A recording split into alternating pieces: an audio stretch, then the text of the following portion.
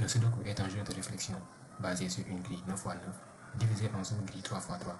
L'objectif est de remplir la grille en utilisant les chiffres de 1 à 9 en respectant les règles suivantes. 1. Chaque ligne doit contenir les chiffres de 1 à 9 sans répétition. 2. Chaque colonne doit contenir les chiffres de 1 à 9 sans répétition. 3. Chaque sous-grille doit contenir les chiffres de 1 à 9 sans répétition. Pour programmer le jeu, nous avons utilisé 4 classes. La classe grille, la classe read fichier, la classe solver Java et la classe main. Je vais vous présenter la classe main. Dans le main, nous avons d'abord importé la classe scanner qui permet de lire ce que l'utilisateur va saisir à partir de son clavier. Ici, nous avons la classe main à l'intérieur de laquelle nous avons la méthode main. Nous allons d'abord vérifier si l'utilisateur a saisi le nom du fichier en argument. Si ce n'est pas le cas, cela veut dire qu'il préfère une saisie manuelle. Pour cela, nous avons déclaré les variables tab, qui est un tableau à 2 dimensions. Ensuite, un string, ligne, et les booléens isSpace et isNumber. Pour la saisie manuelle, nous avons plusieurs contraintes qui doivent être respectées.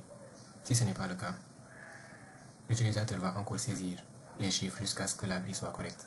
Parmi les contraintes, nous avons d'abord le fait qu'il ne doit pas saisir de lettres ou autres, il doit saisir seulement des chiffres ou bien des espaces.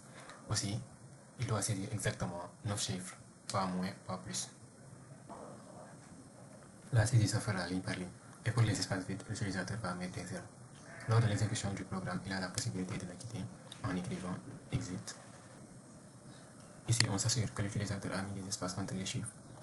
On enlève ces espaces et après on convertit la ligne en un tableau de caractères. Ici, on s'assure que les chiffres qu'il a saisis sont compris entre 0 et 9. Maintenant, on passe à l'affichage de la grille. On affiche ce que l'utilisateur a saisi à l'aide de la grille et ensuite on tente de le résoudre à l'aide du solver. Si la résolution réussit, il va afficher la grille résolue. Sinon, il va lui dire que la grille est impossible à résoudre. Si un fichier est saisi en argument, le programme va le charger à partir de lire fichier et ensuite convertir son contenu en un tableau de caractères. Par la suite, le programme va afficher la grille chargée grâce à la grille et tenter de le résoudre grâce au solver. S'il réussit à le résoudre, il affiche la grille résolue. Sinon, il lui dit que la grille est impossible à résoudre. Donc pour cette classe lirefichier.java, on a importé les bibliothèques nécessaires. BufferedReader et FileReader pour lire un fichier texte. Aussi, pour gérer les erreurs potentielles, on a importé FileNotFoundException et IOException. Ensuite, on a défini notre classe. lirefichier. Cette classe va être utilisée pour gérer la lecture d'un fichier texte contenant une grille, bien sûr. Ensuite, on a déclaré un attribut FilePath. Cette variable va stocker le chemin d'accès au fichier à lire. Ensuite, on a notre constructeur qui va initialiser l'attribut FilePath avec le chemin du fichier fourni lors de la création d'un objet. Après, on a notre méthode toSharTab qui va lire le fichier et le convertir en un tableau de caractères.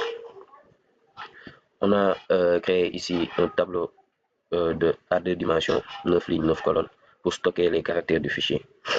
Après ouverture du fichier avec BufferedReader, le bloc try va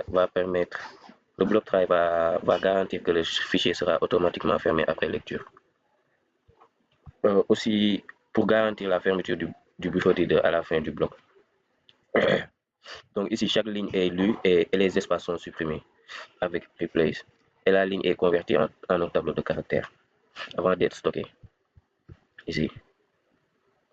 Après, on a vérifié si le nombre de lignes est correct. Si le fichier ne contient pas exactement 9 lignes, un message d'erreur est affiché et le programme va s'arrêter. Ici.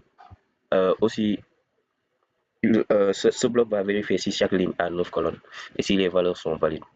Chaque ligne doit avoir exactement 9 colonnes et les valeurs doivent être comprises entre 0 et 9. Après, on a la gestion des exceptions ici. Pour la gestion des exceptions, d'abord, on a l'exception si le fichier n'est pas trouvé, si le fichier est introuvable. Après ça, on a l'exception pour gérer lors de la lecture ici. Lors de la lecture, et ici, on a l'exception pour gérer l'index dans le tableau, s'il y a erreur d'index ou pas. Et enfin, on a les méthodes getFilePath et setPath. a les méthodes getFilePath et setPath qui vont permettre de récupérer ou de modifier le chemin du fichier. Merci. Maintenant, je vais vous présenter la classe Solver, qui est composée de plusieurs méthodes qui vont nous permettre de vérifier la résolution de la grille de Sudoku. Tout d'abord, nous avons la méthode résoudre grille, qui prend en paramètre la grille et vérifie s'il y a une solution à cette grille. Si oui, elle affiche la grille complète, sinon elle affiche une valeur qui montre que la solution n'existe pas. Ensuite, nous avons la méthode résoudre qui se base sur l'algorithme de backtracking. Celle-ci parcourt la grille à la recherche d'une case vide et essaie d'insérer un chiffre entre 1 et 9, tout en vérifiant si le chiffre est valide. Si le chiffre est valide, il place le chiffre et fait une appel récursive de cette méthode pour poursuivre la résolution. Si aucune solution n'est trouvée, elle place au chiffre suivant. Si maintenant aucun chiffre ne fonctionne, la méthode retourne une valeur qui indique que la grille est bloquée. Après, nous avons la méthode EValid qui va nous permettre de savoir si un chiffre peut être placé dans un emplacement bien défini à l'aide des méthodes vérifie ligne, vérifie colonne et vérifie grille. Pour la méthode vérifie grille, elle va nous permettre de savoir si un chiffre est déjà présent dans une ligne. Pour vérifie colonne, elle va nous montrer si un chiffre est déjà présent dans une colonne, tout comme avec la méthode vérifie grille, elle va nous montrer si le chiffre est présent dans une sous-grille. Ces trois méthodes vont être schématisées comme suit. Pour nous, le chiffre 5, il est présent qu'une seule fois sur la ligne pour la méthode vérifie ligne. Pour la méthode vérifie colonne, le chiffre 5 y est présent qu'une seule fois sur cette colonne. De même, pour la méthode vérifie grille, le chiffre 5 et chaque chiffre présent dans cette grille n'y est présent qu'une seule fois. En somme, nous pouvons dire que la classe Solver montre la résolution de Sudoku basée sur la récursivité et le backtracking. Il explore aussi les possibilités de manière efficace en respectant les règles du jeu, tout en garantissant ainsi la résolution complète de la grille si une solution existe. Ensuite, nous avons la classe Key. Cette classe va nous permettre de tracer la grille de Sudoku à l'aide des box travail caractères ou caractères de dessin de boîte. Ces derniers ont été déclarés en tant qu'attributs privés de classe. Leur signification a été donnée en commentaire ainsi que leur symbole. Toujours dans la classe, nous avons un constructeur ainsi qu'une méthode KeyMaker qui va se charger d'effectuer le travail.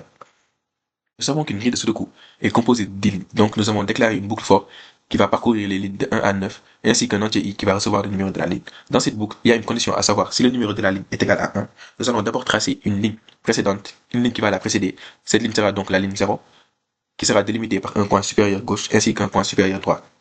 Cette ligne sera tracée à l'aide d'une boucle for qui va parcourir les tirés de 1 à 35, ainsi que des conditions imbriquées qui vont permettre de choisir les bons caractères pour délimiter les sous-grilles ainsi que les cases.